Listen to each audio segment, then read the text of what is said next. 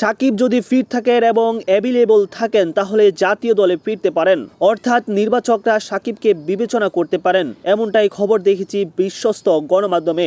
No disrespect to anyone, Shakib fan হন বা Shakib Hatter হন, যার যেমনই লাগুক, মনে একটা প্রশ্ন আসলো তাই উত্থাপন করছি। 1.5 বছর ধরে ঢুকতে দেওয়া হবে না সাকিবকে, ঢুকলে অবস্থা খারাপ হবে। অনেক কিছু মেনে নিলাম, লজিক আছে। 1.5 বছর সাকিব ছাড়া বাংলাদেশ খেলেছে, সাকিবও নিজের মতো বাহিরের লিগে খেলে বেড়াচ্ছেন, ছোটখাটো লিগ পেলেও খেলছেন শুধু খেলার মধ্যে থাকার জন্য। হুট করে কি এমন হলো দেশের ক্রিকেট বোর্ডের যে সাকিবকে ফেরানো যায়? তাও বুঝলাম সাকিবের মতো একজন অভিজ্ঞ ক্রিকেটারকে দরকার মনে হতেই পারে বোর্ডের, কিন্তু এমন একটা দিন ঘোষণা দিল যেদিন বাংলাদেশের বিশ্বকাপ যাত্রা শুরুর আগেই শেষ হলো। মানে এই সময় আলোচনা হওয়ার কথা বাংলাদেশের বিশ্বকাপের যাত্রা নিয়ে। আউট অফ নো হিয়ার ঘোষণা আসলো সাকিব জাতীয় দলের জন্য বিবেচ্য।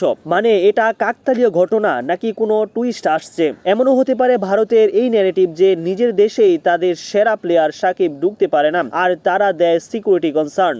এই ন্যারেটিভের পাল্টা রিপ্লাই। আবার এই ঘটনাও হতে পারে ক্রিকেটের অনেকটা দুর্দিন দেখে ক্রিকেটের বড় নামকে ফিরিয়ে একটা আশ্বস্ত দেওয়া। যদিও এগুলো আমার অ্যাজাম্পশন, ভালো খারাপে যাচ্ছি না, সরল মনে ঘটনাগুলো বললাম। আপনারা এই ঘটনা থেকে কি আন্দাজ করেছেন তা অবশ্যই কমেন্ট করে জানাবেন।